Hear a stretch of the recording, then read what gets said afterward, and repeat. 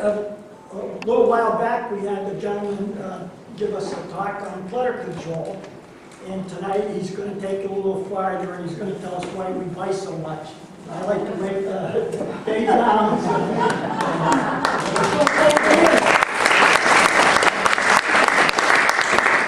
First of all, I just have to make sure, can everyone hear me all right? And you people back there in the cheap seats? Hi, great. Well, I am Dave Jones, and I'm excited to be here tonight because I get to talk about one of my favorite topics, clutter. You know, most Americans, myself included, have a problem with overaccumulation of possessions.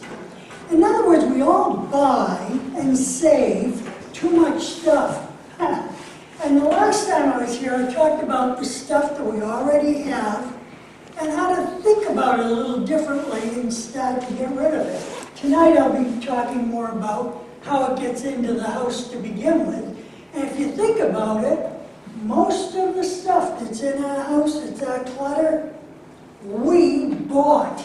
And we brought it into our house, didn't we? Yeah. You know, in the last 40 years, Americans have doubled their consumption. In other words, we buy twice as much now as we did just 40 years ago. You know, if a colonial farmer were to be transported to our day, he couldn't imagine why anyone would need more than one outfit. And yet, most Americans today buy over 65 items of clothing a year on the average. If somebody from the 1950s were transported to our day, he or she couldn't imagine why anyone would need more than one telephone in the house, or more than one television in the house, or a walk-in closet, or a 3-car garage. In the last 30 years, while the size of the average family has decreased, the size of the average new home has increased by 50%. And so, well, and that's to hold our stuff. And so why do we have so much stuff? Well, it's my feeling a lot of it is because of marketing and advertising. And I know a lot of you are sitting here right now thinking, well, just because I'm advertised to doesn't mean I'm going to go out and buy that product. And I'm sure that's true for most of us. But it does have an effect on us. You know, the marketers, they know a lot more about us than we know about ourselves. I'll give you an example. Most of you probably know, when you walk into a grocery store, they have the milk and the bread way down the back, don't they? So they're hoping that we're going to pick up something on the way down there or on the way back to the register besides the milk and the bread. And that's why they have it way down the back. But did you know that when you walk into a store, most people turn to the right when they go through the front door of a store? And so as a marketer, if you know that, you can put your products where you get the most profit from over to the right when people come in. When I was a kid, I remember kind of being channeled through the large grocery store, through a junk aisle, junk food aisle, cookies, potato chips, that sort of thing, before you got into the actual store. But about 40 years ago, they changed that.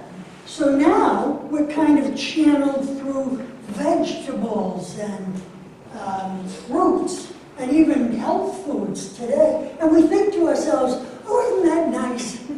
They're thinking about our health because they want us to buy some vegetables and fruits, right? Well, they do. But the reason they want us to buy those vegetables and fruits is they know once you've taken vegetables and fruits and put them in your car, you're much more likely to buy junk food when you get to the junk food aisle. Because after all, you've been good. You've got vegetables and fruits in your wagon. And I deserve a treat. All right? Yeah, so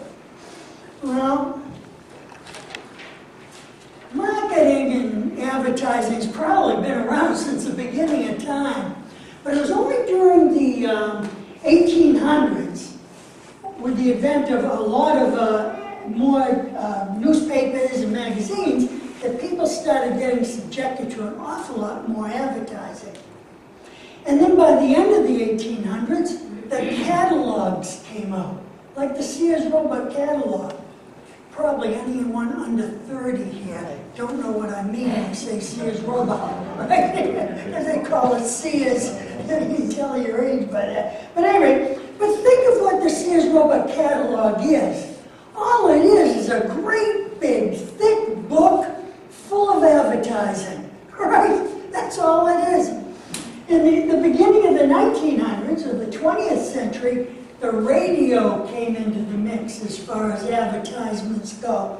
It was in the 1920s that General Mills was going to discontinue Wheaties, believe it or not. And someone in the company got the idea to put their advertising for Wheaties to music.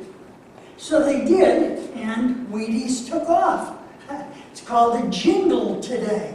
So Wheaties is given credit for having the very first radio jingle back in 1927. So educators know that one good way to help a person learn something is through repetition. Another good way is through music. And so a jingle does both, doesn't it? So I thought it might be, we might have some fun tonight. If I well, I don't sing very well, but I'll do the best I can. I'll start off with these jingles and see if you can tell me what the jingle comes from. All right? How about this one? My baloney has a first name. S-C-A-R.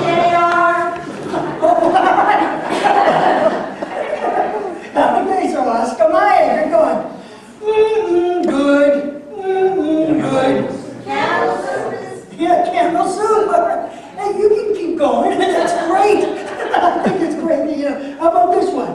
Like a good neighbor. State Farm is there. Yeah. See if you can finish these jingles. Plop, plop, fizz, fizz. Oh, what a relief it is. You'll wonder where the yellow went when you brush your teeth with Pepsodent. These young ladies here, have you ever heard that? I didn't think so. I didn't think so. Okay. Now, yeah. Now here's one. I'm only going to say 2 words. 2 words. Okay. This is over 60 or 70 years old. And most of you are going to finish it for me. Ready? Yep. See the USA in the Chevrolet. Yeah. How do you like that? 60 or 70 years ago. Yep. It's ingrained in our head. These jingles, these ads have to have an effect on us. So now, let's say we're going to buy bologna for the first time. And we go into the market and there's a cooler in the street, but no, bologna's in there. One we've never heard of before. One looks kind of familiar.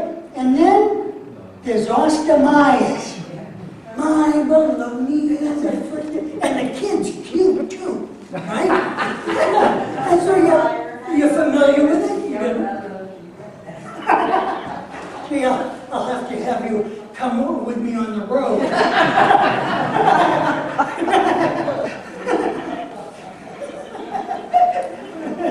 Well, anyways, now, we all know that because they're advertising to us, so that when we go to buy, we're familiar with Oscar Myers, and we're more likely to pick up the Oscar Myers.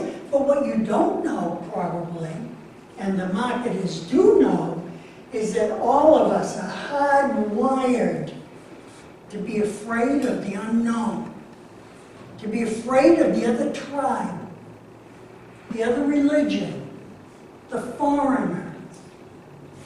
And so, the unknown product, we're hardwired to be afraid of it. We don't know a thing about that bologna. Why do we're not going to take a chance on that. The middle one maybe, but not that. And you've got Oscar Myers. So you pick up Oscar Myers and you put it into your cup. Oh, wait a minute. Oh, more expensive than the other two. But you know what? I bet Oscar Mayer is a better product. I bet they put better meat into Oscar Mayer. So you put it into your cart and off you go, right? Well, every time that you come back and you pick up Oscar Mayer and put it in your cart, you reinforce your shopping habit for Oscar Mayer. And the reason that you pick it up each time is because you're not going to go through the process of trying to decide every time. You want to save time. Now, when it comes to habits, we always think of the negative, like biting our fingernails or drinking too much or something like that. But actually, 40% of what we do during the day are usually considered to be a habit. A habit is anything that you do without really thinking much about it, like walking, or talking, or writing, or brushing your teeth, or driving a car. You might think, driving a car, what do you mean habit? But think about this. How often have you been driving along and all of a sudden you think, wait a minute, where am I? Right? Where am I going?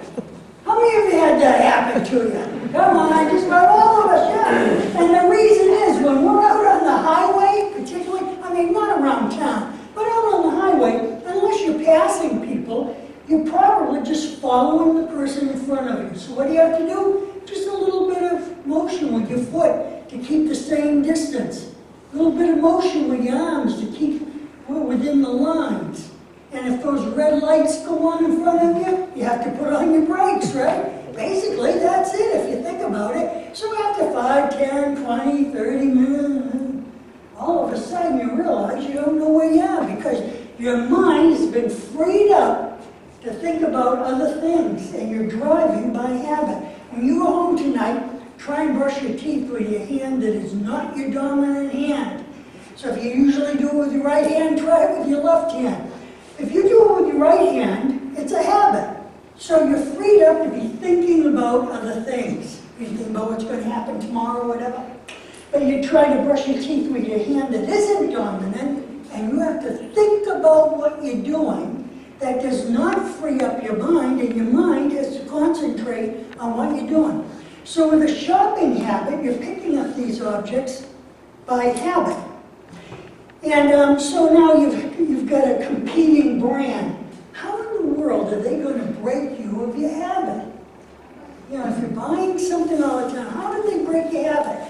One way is to write on their baloney, new and improved, right?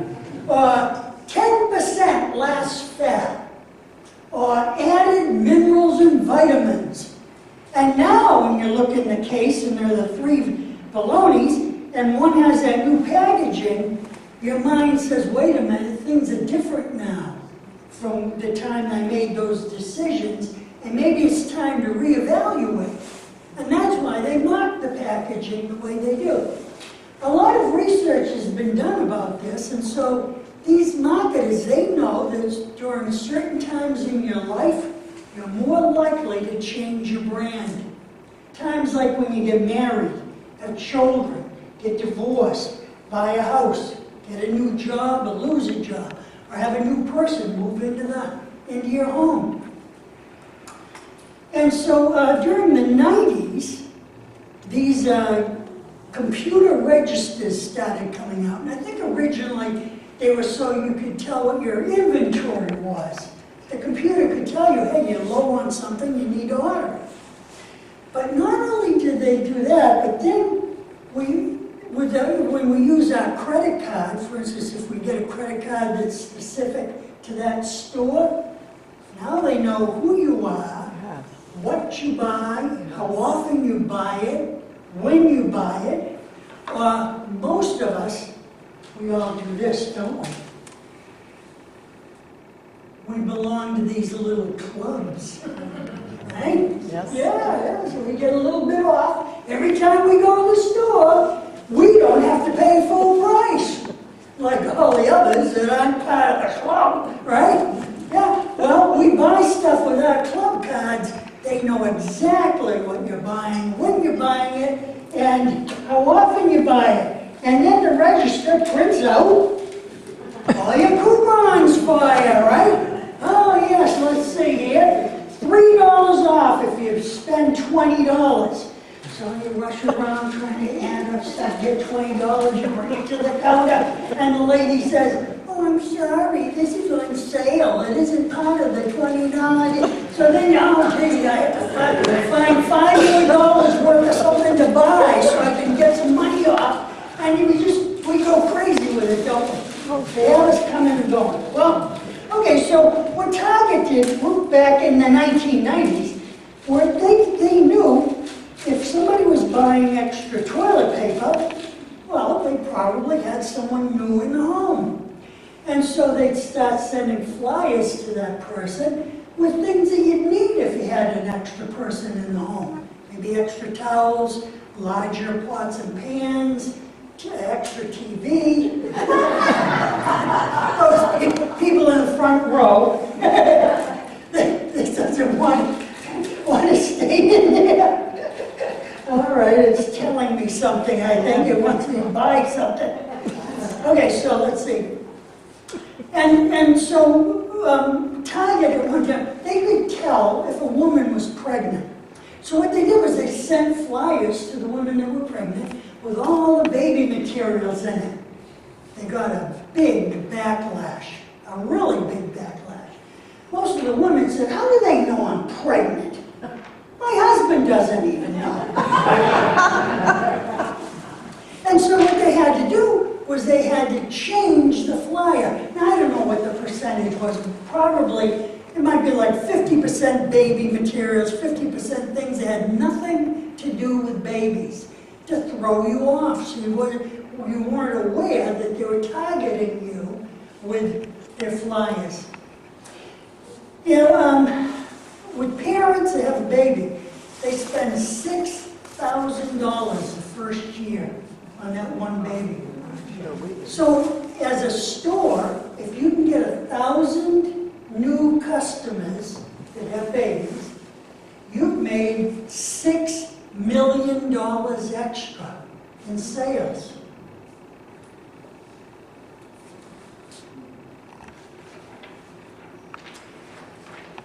Well, not only do marketers do a lot of research, but they take advantage of a lot of research that's being done separately from them. So they know a lot about endorphins. Endorphins are chemicals that our brain makes that makes our body feel good. So if someone smiles at us, our brain creates endorphins and makes us feel good.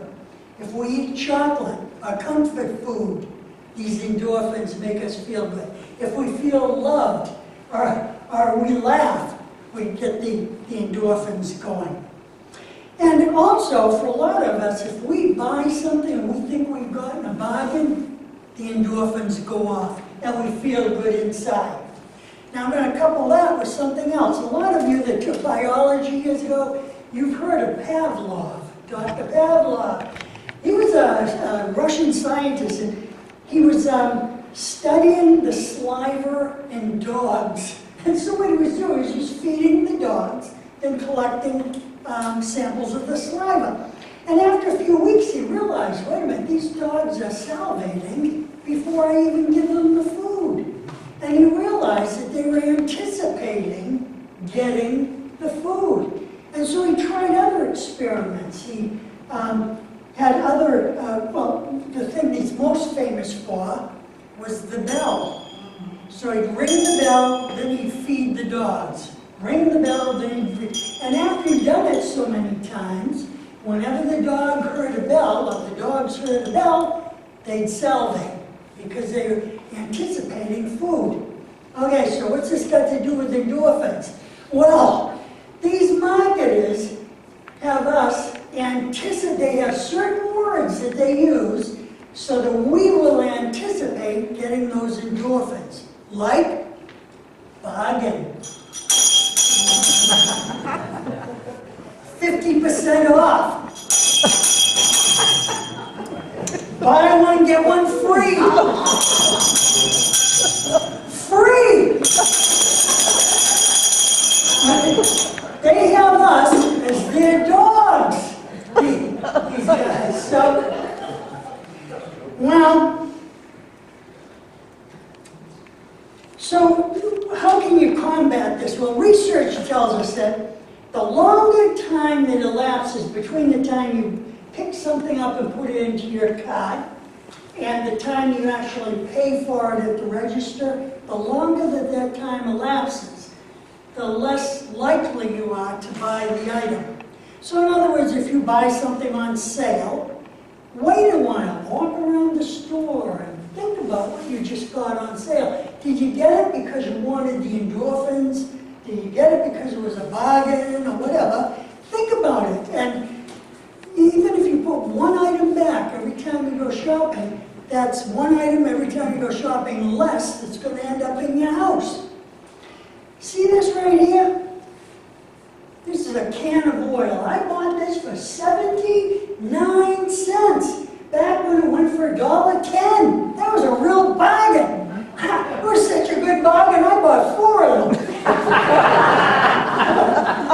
And that was 45 years ago. 45 years, and I've never used them. Never used them. I think it was because the DW40 came out about that time. And it had a straw on it, you know, you could deliver the oil more accurately, and it had extra chemicals in it and all that. So I never used them, all 4 of them. Now, they didn't take up much room, probably about, you know, this much room. But for 45 years, I've been heating them in the winter and cooling them in the summer. For nothing. And I figured out that I probably saved about $1.30, and it ended up costing me about $13 in interest and all the other expenses. So it certainly wasn't a bargain, was it? You know, I have a bush out front that I decorate with lights around this time of year, and I put 5,000 lights on that thing. People see it from a mile away as they're coming down my street. So I use it, you know, it's filled with the little bulbs. And of course, every year, these doggone light strips, they stop working. You have to go buy new sets of lights. So I wait until after Christmas and I go out and buy this sets of lights. They're on sale, and then I use them the following year. Well, about 7 or 8 years ago, I went to Christmas tree shop. And they didn't have the little bulbs, but they had these. I think they're called C4.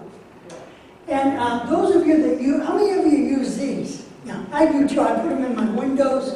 You know, I taught 3rd grade. I can't help it, but I think I'm a kid at heart. Because what I do see is that I put up blue lights around, you know, in my windows in my house. About a week later, I change them to orange. Then a week later, I change them to green. Then a week later, I change them to red. And I can't help but think that somebody's walking by my house. I thought they were blue. I have fun with things like that. So anyways, I get to the Christmas tree shop, and here they are. And, you know, for those of you that buy them, you know they go from $4 in a little cardboard box for about $1.10, $1.40.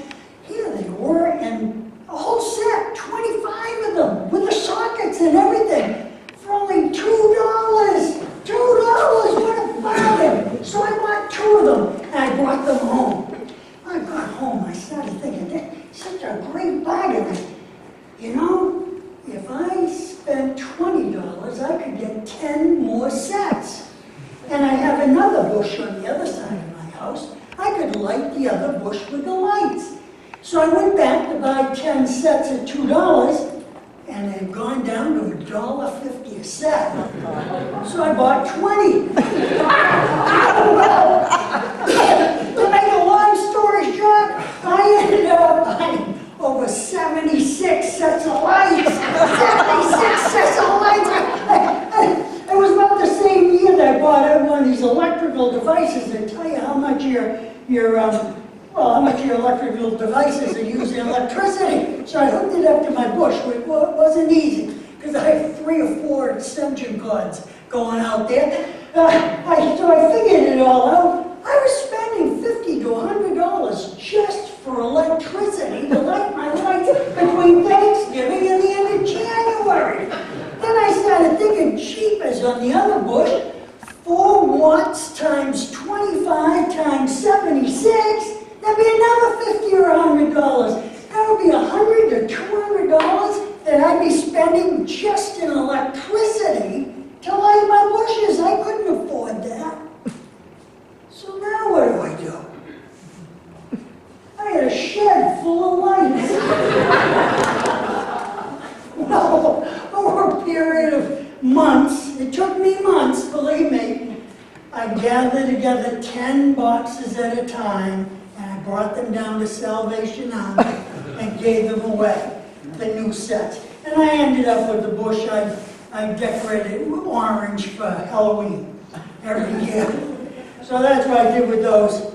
Well, so that's another good example of if I had waited, maybe I wouldn't have bought those sets of lights, right?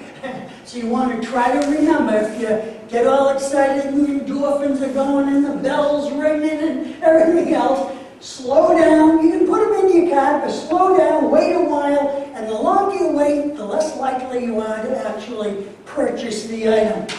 All right, so,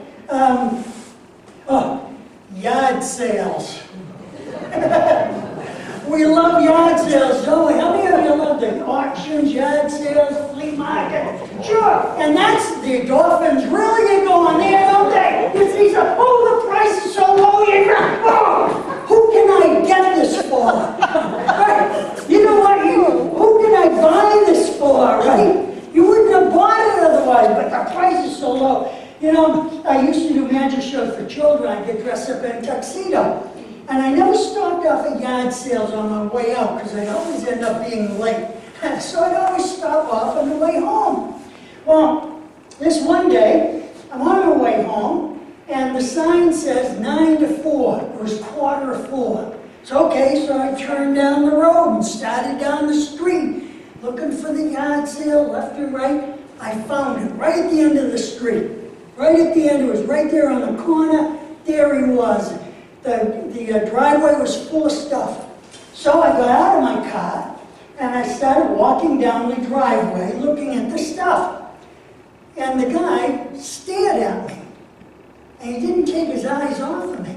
Well, I was kind of used to that, because how often do you see somebody at a yard sale in a tuxedo? Most of the things ask me, well, were you just in a wedding? And that sort of thing. So anyways, to break the ice, I said hello. He said hello, but he kept staring at me. So then again, to try and break the ice, I asked, well, do you have any children's books or any cassettes? Because that's what I used to buy for 25 cents each or so. And he hesitated and said, no, this isn't a yard sale. He was cleaning out his garage. And he was organizing everything out in the driveway and putting them back into his garage. Well, anyways, yard sales will do that to you, won't they? And so you just need to drive by if you can. I'll have to admit, I stop at 2 or 3 a year nowadays, but I don't go out looking for them like I used to, because I'd end up filling up my shed, filling up my house. Okay, now the second half of the 1900s or 20th century, the television took off as another big deal with advertisements. You know, the average American today watches over 4 hours of television a day. 4 hours a day. So that means that every half hour, we're watching 7 minutes of advertising. So that means that the average American that's watching 4 hours a day, they're watching an hour of advertising a day. An hour. That means 365 hours a year just from the television itself. It's got to have an effect on us. Back in the 1950s, we were subjected to about 3,000 ads a year. Now we're subjected to over 3,000 ads a day. Americans are subjected to 20 times more advertising than people outside of America. Well, I thought it might be fun for us to go through some ads that we might hear on television. So, see if you can tell me what the product is for this. Look, Mikey likes it. Life cereal, all right. Roll that beautiful bean footage. Yeah, bush beans, all right.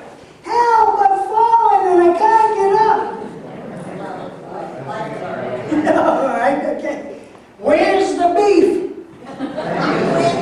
Wendy's, all right. Rain around your collar. This is hard, actually. Whisk. Okay, you're right, it's whisk. Usually people say Tide, but it is whisk. Okay, all right. Look, Ma, no cavities. Okay. Yes, it was Crest, good. What builds strong bodies 12 ways? Wonder Bread. Wonder Bread, all right. Did you have it around here in Connecticut? Wonder Bread? Oh, all right. I think it was baked here in Connecticut, but I've done it in some sections of Massachusetts and they don't know what I'm talking about. So I guess it was only distributed in certain places. All right, how about this one? Give me the names of the following products. What melts in your mouth and not in your hands? Don't squeeze the Charmin. Let your fingers do the walking? Can you hear me now? Verizon. Time to make the donuts. Okay. And I could have had a yes. Now here's some older ones. I'd walk a mile for a What's a king of beers? Budweiser. Good to the very last drop. A little dabble, do ya? Yes. And what takes a licking and keeps on ticking? All right. And again, some of those were 60 to 70 years old, and they're ingrained in our head.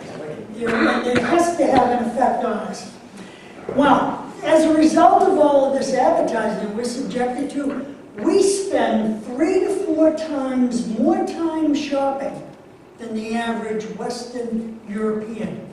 3 to 4 times longer than they do. All right, I read a book recently called The Paradox of Choice. It talks about how we have lots of choices about lots of things. We live in a democracy and we think of having choice as being something that's positive, and it really is positive. But sometimes you can have too many choices. And then what happens? For a person that needs to be perfect, they never know whether they actually got the best decision or not. And they don't feel comfortable. Even though they may have gotten a very good decision, they don't feel comfortable because of all the choices. Okay, so here's what will happen to most people. Let's say that you've never bought laundry detergent before. Okay, so you go into the supermarket, there's 12 different brands. Not only 12 different brands, but each brand might have 2 or 3 different types. Some with Clorox, some that works better on colors, some that works better with hot water, cold water. Then on top of that, you have to decide, you want powder, tablets, liquid, do you want something that's good for the environment, and then all these other decisions. So now, the decisions are up in the hundreds that you have to make to buy a laundry detergent. Well, let's say you go through all whatever you do to get to a decision, and you end up with 2 packages in front of you. One is blue, and one is yellow. Well, I like yellow, so you're going to pull out the yellow. Oh, it's lemony fresh. I like lemons, and so you put it in your cart, and off you go. Next time that you come to get laundry detergent, you're not going to make those hundreds of decisions again, are you? You're just going to pick up that yellow detergent as long as you are happy with it, put it in your cart, and off you go, and the stronger your shopping habit becomes. Now, the thing is that a lot of us think that we're rational buyers, but actually emotion comes into our buying much more often than we think. So you can see how the person might have been rational right down to the last decision, but that last decision was an emotional one. Person liked yellow rather than blue. They liked the smell of lemons. And that was really the only reason why they picked that up and beyond the blue. All right, so let me tell you a couple stories. My wife and I, we bought a 1993 Taurus back in '93, brand new. And in order to get it, I shopped around. I drove it within a mile of my town. Stopped every dealer that sold Fords. And I got the very best deal I could get. Then I brought it back to my local dealer, showed them with the hopes I'd get a lower cost, a lower price. And I did. And in fact, because I just graduated from graduate school, they gave me another $1,000 off. I really did pretty well. But anyway, while I was out there shopping around, one of these salesmen came out in the parking lot after he introduced himself. Oh, I'm sorry, I forgot to mention, I knew what package we wanted back then. There were 4 packages. We wanted the 3rd package, and so I got the price for only the 3rd package from all these different dealers. Okay, so the guy comes out, he introduces himself, and you know what the first question was he asked me? What color do you want? I thought it was silly. And I kind of giggled in his face. I thought, what a silly question there. I could tell him what the price was he was going to offer me. I could tell him what the price was going to be that he'd offer me after sitting in his cubbyhole for over an hour. I knew the business so well by then. So I thought, what a silly question to ask. Well, guess what? When we got to the final deal with the local dealership, when we got that extra $1,000 off the very lowest price I got all the way around, we had to spend an extra $500 for a bigger engine than we really wanted. We didn't want that larger size engine. And for fancy wheels that we really didn't want, just so we could have the color plum. After all that, I thought I was being rational, but when it came down to it, it cost me an extra $500 because of something that was emotional. Now here's something that probably how many of you have done your kitchen over in the last 10 years or so? Yeah, all right, so my wife and I, we did ours over about 3 years ago, and we have a refrigerator that we bought 2 years earlier, so it was new, it was only 2 years old, it was black. And it didn't match our stove and our dishwasher. So when we did over our kitchen, what do you think we did? Got rid of it. Yeah, we bought a new, not a new refrigerator, we bought a new stove and a new dishwasher, just so they match. So that's more, well, that's mixed up with I'm sorry, I didn't get to this in time. I'll get to it now. Planned obsolescence, right? They do this with the appliances, keep changing the colors so that we feel that we have to buy the new one in order to match up. If we're not going to be rational, and a lot of us aren't rational when we think we are. You know, with clothes, a lot of times we keep up with the fashion just because we don't want to stick out in the crowd, that's all. But they keep changing the fashions, planned obsolescence. Well, now, a lot of these marketers, they use mascots to get us to buy their product. I mean, after all, it's kind of hard for us to identify with asparagus. But it's easier for us to identify with ho, ho, ho, green giant, right? Who says they're great? What product does Snap, Crackle, and Pop sell? And you know, we make a very important decision for insurance, depending on whether we like ducks or Geicos the best.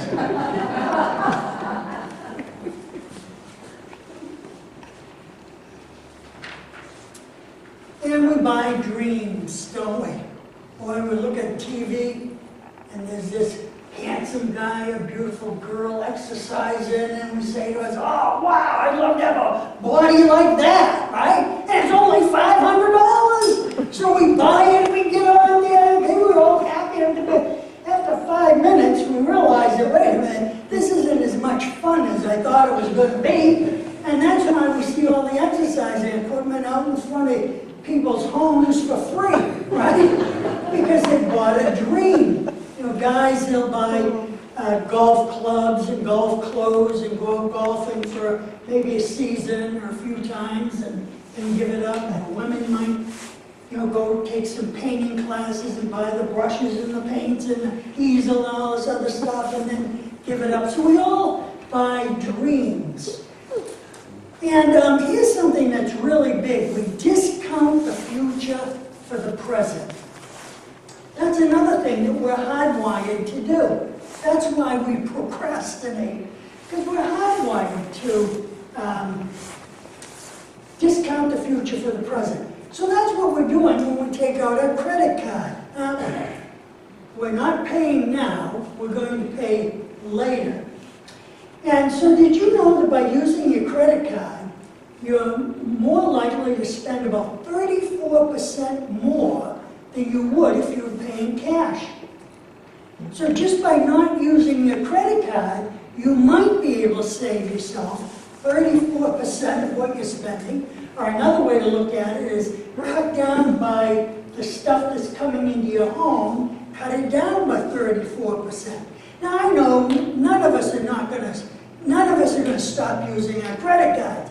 But at least if you're aware of the fact that you're likely to spend 34% when you use it, you might think about that when you buy the next item you do with your credit card. And you might think about it while it's in your cart. Am I buying a dream? You know, am I buying something because I want the endorphins? You know, think about the different things we've discussed, and maybe you might be able to cut down some of the things you buy. Buying in bulk. Boy, oh boy, you know, you buy mustard, right, at one of these big box stores. So you go to make a sandwich. Well, you open up the refrigerator, you take out the mustard, and you put it on the counter. By the time you get halfway down through the container, it's all dried up and cracked, and it's past its due date there, its expiration date. So half of it goes to waste. We haven't saved anything, have we? And toilet paper. When I was young, my mother, she'd buy 2 rolls or 4 rolls at a time. Now we have to go out and get 12, 3, 4 rolls, bring them home, and we have to find a place to put them. They take up a lot of room, and gee, you get down to 6 rolls, and oh no, I'm running out of toilet paper. I gotta go buy another 12 or 24, and you have to store it somewhere. These stores have turned our houses into their warehouses. We are their warehouse. You can't buy 1 peanut butter. You have to buy 2 because they're strapped together. Right? So what's going to happen to that second peanut butter while you're trying to use up the first one? It might take you 6 months to use up the first one. That second one is up on your shelf, taking up your living space, taking up your room. You can't buy 1 can of corn, you have to buy 6. They're all packaged together. So again, you use 1 can of corn, there's 5 more that's going to take up room until you use them up. You know, if a person was how many of you remember getting free maps and yardsticks? Remember that? Yeah, you go to a hardware store, they hand you a yardstick on the way out, wouldn't they? Now you have to pay 99 cents at Lowe's for them. On maps, you go to the gas station, they wash your windows, they pump your gas, you go inside, you get maps for free, they hand out glasses for you to come to all that stuff. None of that, no. It was about a month ago, I bought a map up in New Hampshire. It cost me $7. $7! I was expecting it to cost 3 or 4, but not 7 for a regular map. Nothing special about it. So, you know, if a person from the 50s were transported to our day, they would not be able to understand how we think. Why would we spend $1.50 for a little plastic bottle of water? Water! That's free! Or air! When I was a kid, you drive a bike down to the gas station, put air in your tire for free. Now we have to pay $1. Not only that, but you have to rush around and get in those tires. If you don't in time, then you pay another $2, right? And we think nothing of it. Oh, it's just, sure, we'll pay $1 for air. Yeah. Here's something else. Clothes. You know, clothes cost a lot of money, don't they? But think about this. Not only do we pay a lot of money for clothes, we pay extra money for clothes with advertising on it. Yeah. A jacket from a sports team, you know, a hat from a baseball team, sneakers, even that little alligator, you know, on the short sleeve shirt. You're paying extra for that. So if you really think about it, what we're doing is we are paying extra money to a company just so we can be their walking billboards for them. That everything has gone topsy-turvy here, if you really think about it. In the 1950s, boy, if you went to Joe's hot dog stand, and he was selling his hot dogs for 20 cents, and everybody else was selling them for 25 cents, so you go to Joe's and, yeah, I'd like a hot dog. So Joe cooks it, gets all ready for you, but he tells you, you're welcome to have it, but before I sell it to you, you have to join my club. Join your club? What do you mean? Well, it costs $10 to join my club. Then you can buy my hot dog for 20 cents instead of the 25 cents down the street. What would you say to him back in the 50s? Right? Yeah, heck with you. You'd leave and you'd go down to Harry's hot dog stand and you'd pay that extra nickel for that. But what do we do today? We pay $25 for the privilege of shopping in one of these big stores. $25 for the privilege. We have to be part of the club. I mean, think about it. I figured this out. If one of these big stores, if they get 4,000 new customers, they made $100,000 without even selling anything. Without even selling anything. And again, in the 50s, you would have said, boy, oh boy. Well, okay, holidays. You know, the marketers, over the last 150 years, have added holiday after holiday after holiday. So now, whether it's Mother's Day, Father's Day, Valentine's Day, Thanksgiving Day, it doesn't matter, they can sell us holiday food, holiday cards, holiday music, holiday clothes, holiday decorations. Now, you know, when you go home tonight or tomorrow, once you start putting away the Thanksgiving decorations, before you put them away, look at the decorations that you did not put up. Go through them and get rid of half of them. Then the next holiday that comes up, when you put up all your decorations, look at what you have left over, go through those and get rid of half of those. If you do that all year round, you're going to free up a lot of space in your house. Think of all these decorations that hang around, taking up your living space for 11 months out of the year. We're not using them. So, gifts. How many of us have gotten something, you know, as a gift that is just too big, or too small, or the wrong color, or it just isn't you? It's funny, I've got a pair just like these at home. So, and the worst part about it is, you can't get rid of it because you'll hurt the person's feeling, because it's a loved one or a good friend of yours that gave you the gift. How many of you have gone to a yard sale of a friend of yours or a relative and seen the gift that you gave them out there for sale? Yeah, and it hurts your feelings, doesn't it? Yeah. But they're not doing it to hurt your feelings. You just can't hold on to everything. So here's a suggestion for gifts. Why not get together with your friends and relatives? And of course, this is not going to work for everybody. It's only going to work for a few people, really. But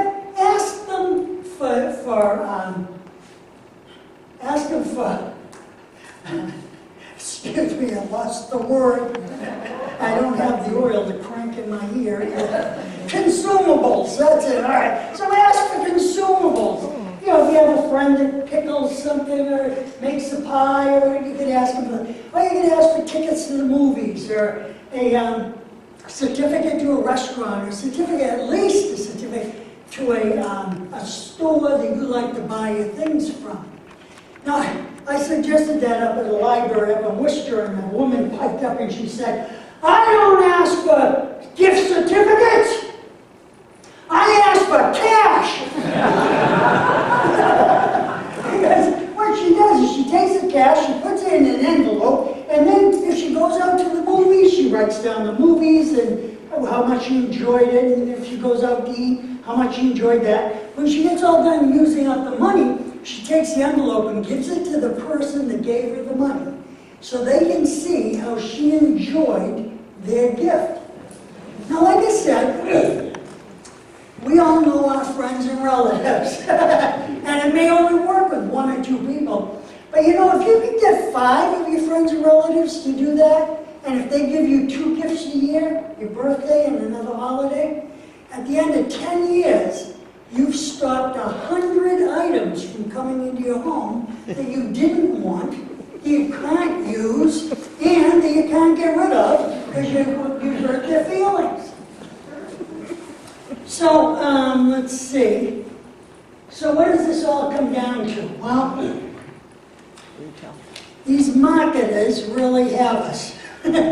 So this is a handout that I did not hand out. And I purposely didn't hand it out because it becomes some people's clutter. So I'm going to leave these up here for anyone who wants to come up and get one. Up here is a kind of an outline of what I talked about today. And so what you do is you stick this up on your refrigerator, and when you go out, just before you go out shopping, you're never going to remember everything I talked about, but pick out one thing, like the credit card. Oh, yeah, I'm going to use my credit card today. I'll watch out and see, try and make sure that I'm not buying more than I really should, because I know I'm going to be buying 34% more than I should be buying because I'm using my credit card, right? And so on down here. And we all derive our pleasure from people, not from things. And so I think a way of helping to stop the stuff from coming into your house is to try to plan activities with your friends that doesn't include shopping. Now, I know a lot of people, we go shopping as a social event, and there's nothing wrong with that. It's just that you want to be conscious of the fact that that's what you're doing. And so maybe you could substitute every once in a while another social event, like walking with your friends, or going out to eat, or playing cards, or volunteering together, or joining groups. I'm not sure how many of you here don't belong to the Historical Society here, but I bet you'd enjoy it if you did. They've got programs, I think, every month. Do you have programs here every month? Yeah. Okay, good, all right. And how much is it for dues? $10 for an individual. Now think about that. $10, you get 10 meetings, you get home-baked goods, and probably a newsletter. You can't beat that anywhere. And entertainment 10 times during the year for $10. What a bargain. I belong to several of my historical societies in the area, and I enjoy them. Okay, well, that's enough said. I'll put these up here, and you can come up and get them if you'd like. And I just want to leave you with one thought, and this is, with all the stuff that we own, all the stuff that we have in our house, all the stuff that we have, are we any happier than our dog? Look, I had a lot of fun with you. Really a great audience. Thank you.